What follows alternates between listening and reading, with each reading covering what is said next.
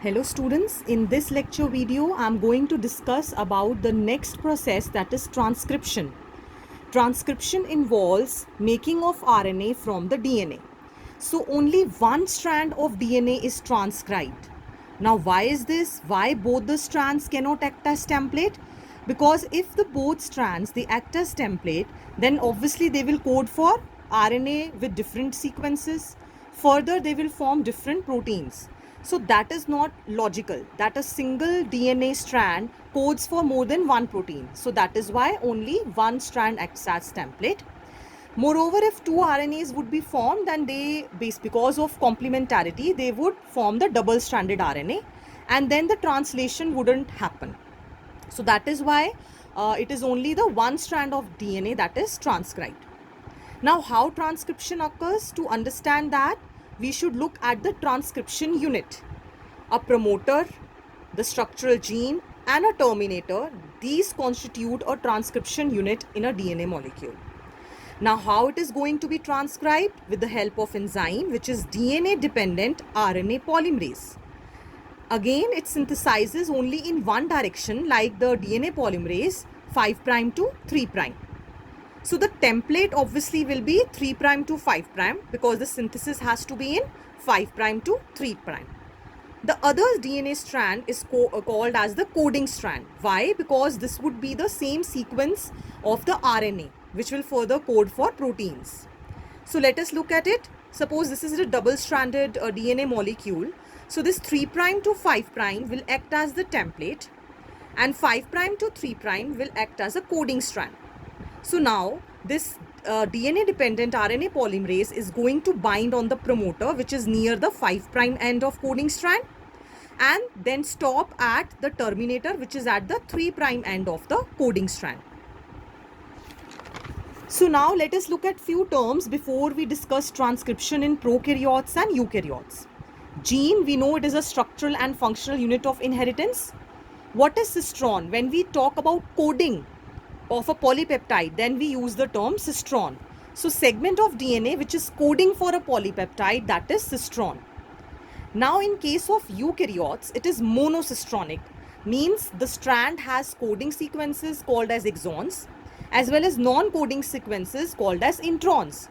So these introns will be splitted, means they will be removed and will form only exon. So a segment of DNA is coding for a single polypeptide. But in case of prokaryotes, it is polycistronic, means a single fragment can code for multiple polypeptides. Now let us look at transcription in prokaryotes. In bacteria, the RNAs are of three types: mRNA, tRNA and rRNA. mRNA stands for messenger RNA, tRNA means transfer RNA, and rRNA is ribosomal RNA. So this messenger RNA is the one from which proteins will be formed. Transfer RNA is the one from which the amino acids will be transported to the strand, and rRNA is the ribosomal RNA. Now in bacteria, a single RNA polymerase is there, which is going to do initiation of the process, then elongation of the transcript, and then termination. So initiation is also facilitated by another protein along with RNA polymerase. Another protein is there called as sigma factor. For termination, means to stop this process, another protein which is rho factor is important. Now in case of prokaryotes, transcription and translation can be coupled. Can you guess why? Firstly, there is no processing required because no introns are there. So the mRNA is the functional mRNA which is formed. There is no processing required. Second, the compartmentalization means the transcription and translation occurs in the cytoplasm itself. If you remember, in prokaryotes, there is no compartment differentiation of a nucleus and a cytoplasm because you can say this genetic material is suspended in the cytoplasm itself called as nucleoid. So both these processes can occur simultaneously. Now let us see how the eukaryotic transcription is different. Firstly, it requires 3 RNA polymerases. So 3 RNA polymerases are there. RNA pol 1, which is going to transcribe rRNAs 28S, 18S and 5.8S. This is the 80S ribosome we are talking about in eukaryotes. Then RNA pol 2, it is going to transcribe the precursor of mRNA, which is heterogeneous RNA, because further it has to be, splicing has to be done and the functional mRNA will be formed. Then RNA polymerase 3 is going to transcribe tRNA, 5S rRNA and snRNA, which are small nuclear RNA molecules present in the nucleus. Now, how it is different from prokaryotes? The role of enzymes is clear. Another thing is they require splicing.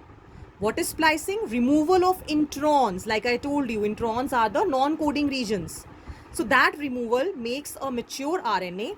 So that splicing is required. Then because the transcription is occurring in the nucleus, and further this mRNA has to travel outside from the nucleus to the cytoplasm, because in the cytoplasm translation will happen. So that is why this heterogeneous RNA which is formed has to be modified so that in the cytoplasm they are not degraded. So at 5' end capping is done of methyl guanosine triphosphate, which is an unusual nucleotide which is going to give it protection. And at the 3' end tailing has to happen, which requires the addition of adenylate residues. 200 to 300 residues are added in a template independent manner. Means they don't require any template, only A, lot of A's are added. And then further this mRNA is the, you can say, mature RNA which is going to be released outside in the cytoplasm and the translation can happen.